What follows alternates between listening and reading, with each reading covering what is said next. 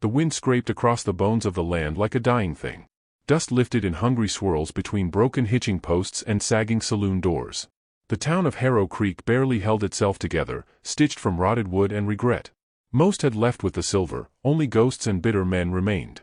A rider appeared through the heat haze, slouched in the saddle, coat flapping like tired wings. His horse was lean, as if the man rode only when he had nowhere left to be. He bore no name anyone here knew, but the rifle on his back spoke well enough. He dismounted without a word and tied the reins to a dry post outside the tavern. A woman's scream cracked through the stillness, shrill and raw. It didn't come from the saloon. It came from the crooked shack behind it, where rusted tin roofing trembled in the wind like old paper. Another scream followed, then a sharp, wet sound, flesh meeting bone. The townsfolk paused, but no one moved. One man sipped whiskey with eyes fixed on the dust in his cup.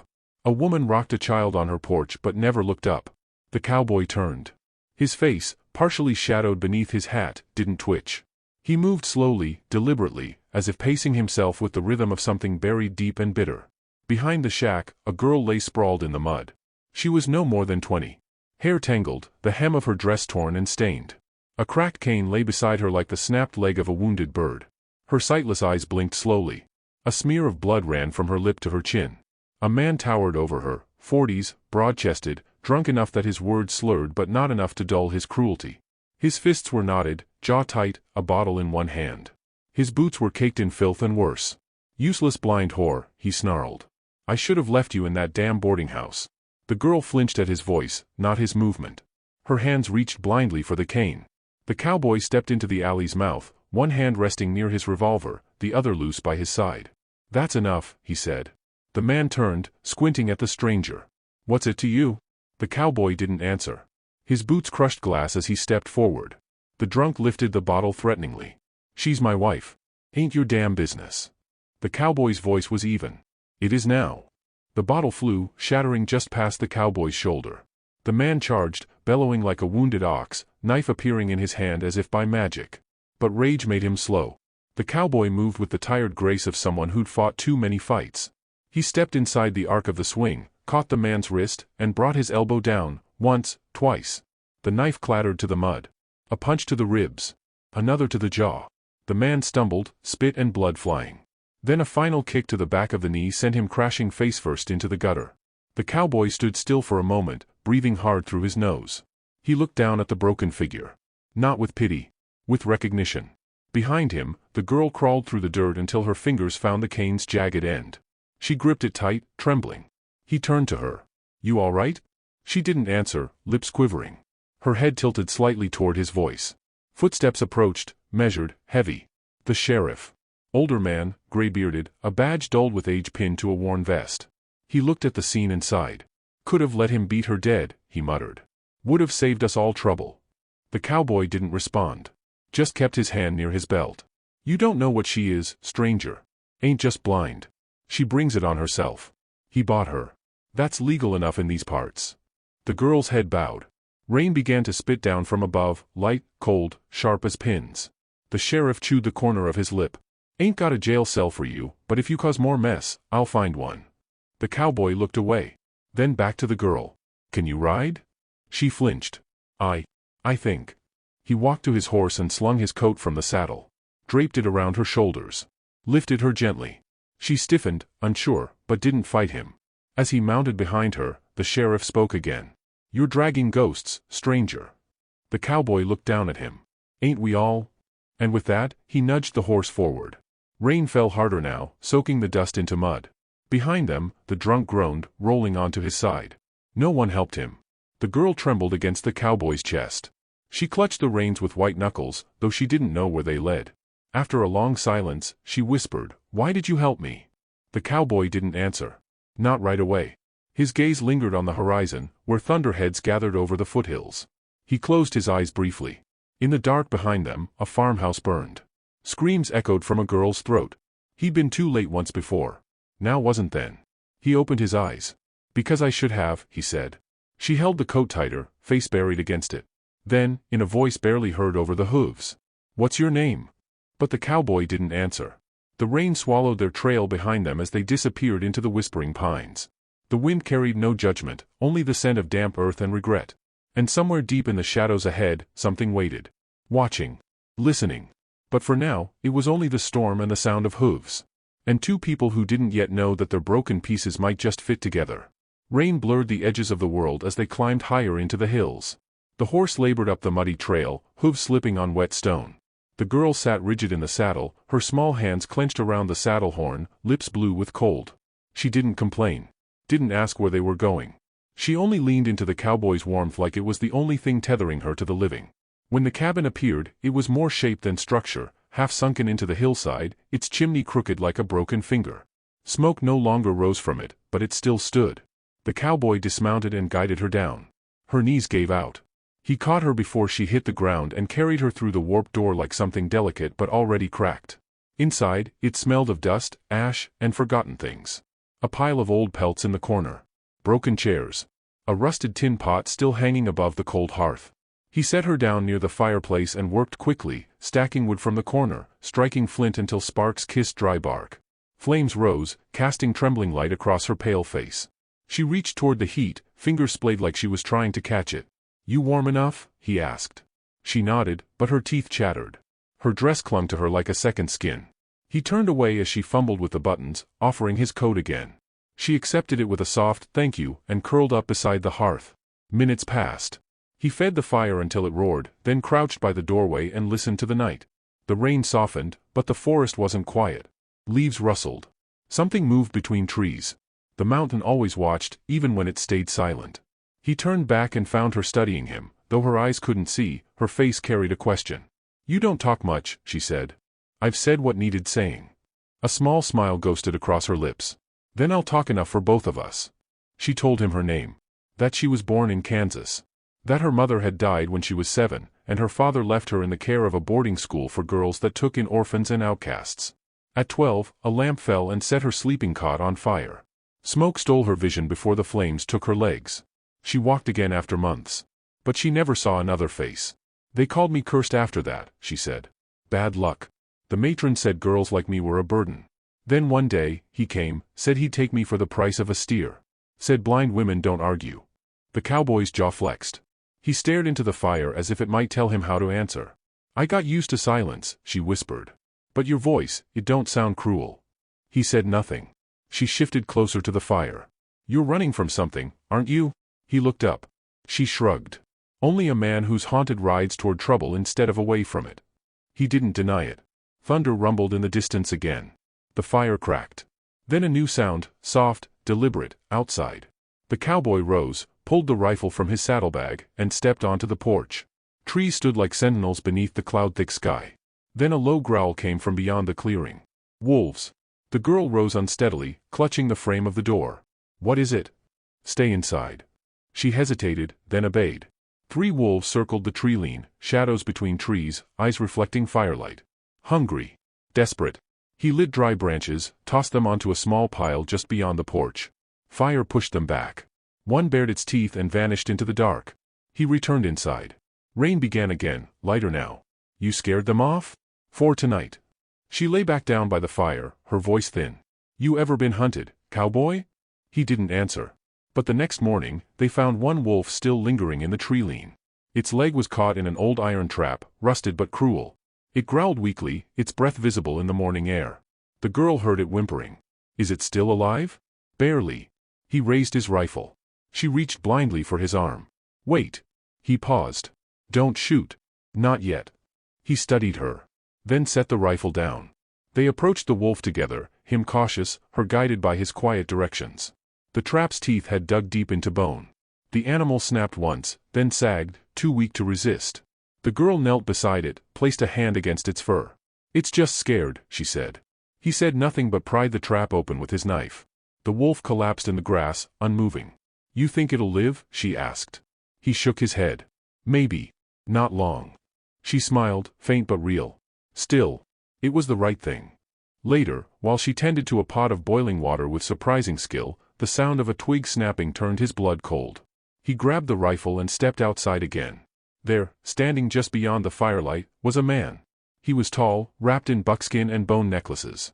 Face streaked with war paint. Hair braided, feathers tied near his temple. Eyes like black stone.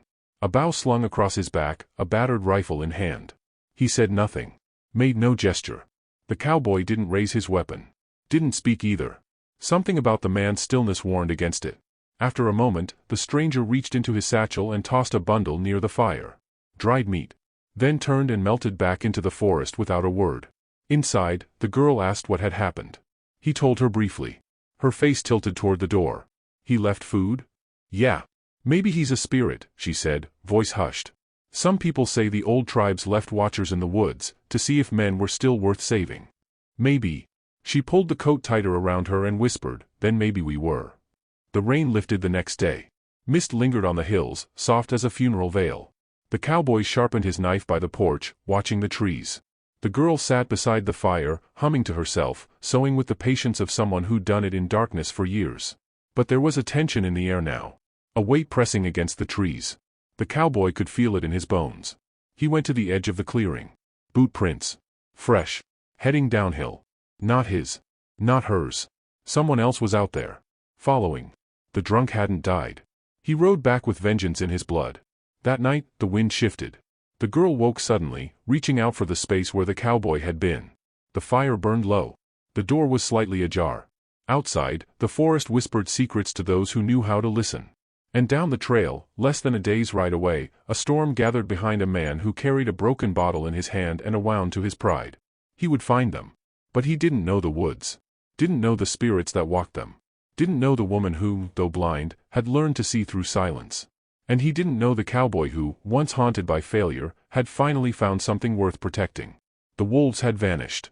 But ghosts were coming. And some ghosts wore flesh. The wind had changed. It carried a foul scent now, mud, sweat, rot, and something worse, a man's fury. The kind born of humiliation. The kind that doesn't forgive. The cowboy knew that smell. He'd ridden with it through war, through burning towns and brotherless battalions. And now it came crawling up the mountain behind them like a snake on its belly. He had left early, before the girl stirred from sleep, slipping out with his rifle slung across his back and silence in his step. He followed the tracks down the southern slope, fresh boot prints deep in wet soil, staggered with rage, one dragging slightly. The drunk was limping, but he was moving fast, driven not by purpose but hate. The cowboy returned before noon. The cabin stood quiet, too quiet. He opened the door. The fire had gone cold. And she was gone. Her sewing kit sat by the hearth, needle pierced through cloth mid-stitch. A wooden cup had spilled near the bed. No blood, but drag marks. She had not walked willingly. The cowboy's breath left his lungs in one long, burning exhale. He closed his eyes, listening. The trees murmured. A raven cried out to the west. He ran. She had awoken to the sharp stink of whiskey and the weight of his hand clamped over her mouth. Her scream muffled into his palm, fists pounding uselessly against his chest. He laughed, cruel and slurred, and dragged her through the cabin door and into the trees. She cried out once more, and it echoed across the mountain, brittle and piercing like bones snapping. He struck her cheek hard enough to drop her to her knees. "You thought you were free?" he hissed. "That some saddle tramp was gonna ride in and make you pure again?" She didn't answer. Couldn't. He bound her wrists and pulled her through brush and thorn, down toward a clearing where a blackened campfire smoldered. It was the place he'd waited, watching for days. He shoved her onto the ground and kicked dirt over her. "You're mine. I paid for you. Don't matter what some dusty fool with a soft heart thinks." She turned her head, felt the earth against her cheek, her lips split and swelling. She prayed, not for rescue, but for courage. The cowboy reached the ridge above the clearing and spotted them. She was on the ground, tied. The man was pacing, his back turned, shouting at ghosts. The bottle in his hand sloshed as he raved. The cowboy didn't shoot. Not yet. He moved down the slope, boots silent against the moss and stone, rifle in hand, eyes locked on the clearing. A branch snapped underfoot. The drunk froze. Then spun. "You," he spat, eyes wide with wine and madness. "Thought you could take what's mine?" The cowboy stepped into the open. "Let her go. I'll get you." The drunk hurled the bottle. It shattered inches from the cowboy's head. Then the knife flashed again. The cowboy fired once, missed. The drunk tackled him, and they hit the dirt hard. The rifle skidded away. The two men wrestled, fists landing like sledgehammers. The cowboy's nose broke with a crunch. He drove an elbow into the drunk's gut, rolled free, reached for his belt. The knife slashed across his side. Blood bloomed red on canvas. The girl screamed his name. He fought to his knees. The drunk raised the knife again, but a sound split the air. A gunshot. Not from the cowboy. The drunk staggered, eyes wide. Blood gushed from his thigh. She had the rifle. Her wrist still bound, she'd somehow found the strength to crawl to it, aim, and pull the trigger. The drunk screamed in pain and rage. He turned toward her, dragging his leg, snarling. "You, blind witch, I'll kill you." He raised the knife. Then an arrow hissed through the air and buried itself deep into his chest. The drunk stopped. Looked down at the shaft. Looked up again. And collapsed. From the tree line, the warrior stepped forward, the same one who had brought them meat. Face calm. Bow still raised. He said nothing. The girl dropped the rifle. Crawled to the cowboy's side. He sat up, one hand pressed to his bleeding side. She found him with her hands, touched his face gently. "You came back? I said I would." "You're hurt." He grunted. "Bullet grazed." "Knife's worse." She tore fabric from her dress and pressed it against the wound, voice shaking. "I thought he'd kill you." He nearly did. Their hands met, her fingers soft, trembling. His calloused, bloodied. Still, neither pulled away. The warrior knelt by the drunk's corpse. Without a word, he took back the arrow, cleaned it on the man's coat. He glanced once at the cowboy, then at the girl. His eyes lingered, not with pity, but with something older. Recognition. Then he vanished, melting into the trees as if he'd never been there. The girl helped the cowboy to his feet. He leaned on her more than he wanted to. She was smaller than him, but she held firm. "Let's go home," she whispered. "Home?" he asked. She smiled through the blood and bruises. "Where you are." They walked slowly, each step carved from pain and stubbornness. The forest grew quiet again. The wolves had gone. The ghosts, for now, were still. When they reached the cabin, he collapsed beside the hearth. She stoked the fire back to life, her hand steady now. "I'll need to stitch you," she said. He nodded. "Do it fast." She did. And when she finished, he didn't speak. Just sat still while she dipped a rag in warm water and wiped the blood from his brow. Her touch lingered at the edge of tenderness. He caught her wrist. She didn't pull away. She leaned down, rested her head against his chest. "I've never been held before," she said. He closed his eyes. "I haven't either." Neither spoke again. Not for a long time. The fire cracked softly beside them. And the storm passed over the mountain like a beast retreating into the dark. The morning broke pale and gentle over the pines. Sunlight poured through the slats of the cabin like gold dust, and for the first time in days, the air carried no threat, just the scent of damp earth and something cooking slow over the fire. She was humming softly, a tune with no words, as she stirred a pot of beans with one hand and reached blindly for a pinch of salt with the other. Her movements were sure now. Graceful, even. Like her body had finally begun to trust the space around it. He watched from the cot, bandaged and bruised, propped against the wall with a blanket around his shoulders. She hadn't asked for thanks when she stitched his side or when she changed the cloth through the night. She only said, "Rest. I'll listen if anything comes." He had never let himself be tended before. Not since the war. Not since that burned farmhouse, where he'd buried his sister and the last sliver of softness in him. But now, this blind girl, this girl who had been kicked and cursed and used like a thing, was making stew and humming in a voice that healed things silence never could. She turned her head slightly when she felt his gaze. "You're awake." "Didn't mean to stare." "You weren't staring. You were remembering." He said nothing. She dipped a bowl and walked it to him, setting it carefully in his lap. Her fingers brushed his hand, and he caught her wrist gently. "I've been thinking," he said. "You'd be safer with people. A good farm family. Somewhere they'd treat you proper." She didn't answer. "I could take you down into the valley. There's a preacher's wife I know. They lost their daughter 2 winters back. They'd be kind." Still no answer. "I don't stay long in one place," he added, softer now. "Men like me, we leave things worse." She sat down on the floor beside him, folding her legs. "And what do you think you left me?" He looked at her then. Not her face. Her presence. The way she filled the space now, not like a guest or a burden, but like someone growing roots in soil no one else believed could bear life. "You gave me silence that didn't hurt," she said. "You gave me time to remember I was human. That I wasn't born to be hit or traded. And you want to drop me at another doorstep like I'm a lost package?" "I don't want to lose you," he admitted. Her expression shifted. Something fragile passed between them, then landed like a feather too heavy to float. "I don't need saving now," she whispered. "I need someone who won't vanish at dawn." His chest tightened. The breath caught somewhere deep in his throat. He wasn't a man of speeches. But he wasn't a coward either, not anymore. "My sister died in a fire," he said. "Years ago. I wasn't there. I was riding with men who didn't believe in looking back. She screamed for me, and I never heard her. Ever since then, I've only known how to run." She reached for him then. No hesitation. Her arms wrapped around his ribs gently, mindful of the wound. Her cheek pressed to his chest. "I ain't her," she murmured. "But I'm still here. And so are you."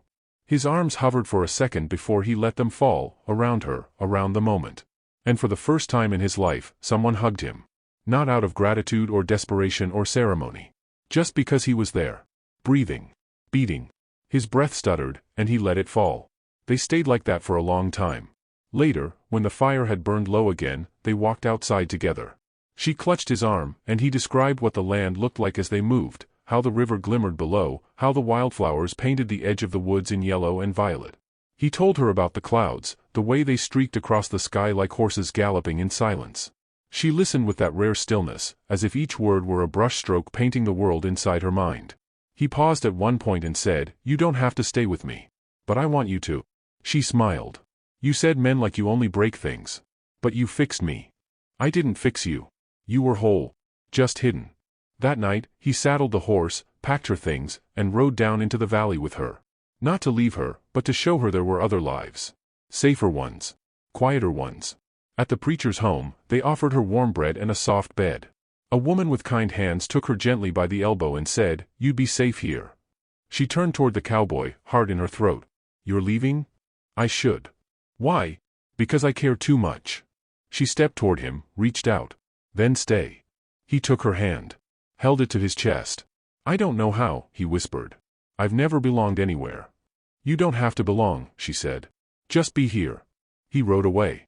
For days, she waited at the porch, listening for hooves in the distance, never speaking much. Then one morning, just before the sun cleared the mountain, she heard them, slow and certain. A horse approaching. She stood, breath held tight in her chest. He appeared through the trees, coat flapping in the breeze, a wildflower tied to his saddle. She stepped forward, tears already slipping down her cheeks. He dismounted, took off his hat, and walked straight to her. "I tried to leave," he said. "But I couldn't." "Why?" "Because for the first time, there was something worth staying for." She smiled, wide and tearful, and he pulled her into his arms. And this time, it wasn't her giving him his first hug. It was him giving her his second. Sometimes, love doesn't arrive like a storm or a fire. Sometimes it comes in the quiet. In the saving. In the staying. And sometimes, it's just a man who stopped running. And a girl who finally found someone who listened. Narrator. Sometimes, the first hug is the one that heals everything you never thought would mend. If this story touched your heart, leave a comment below, and don't forget to like and subscribe for more tales from the wild and the wounded.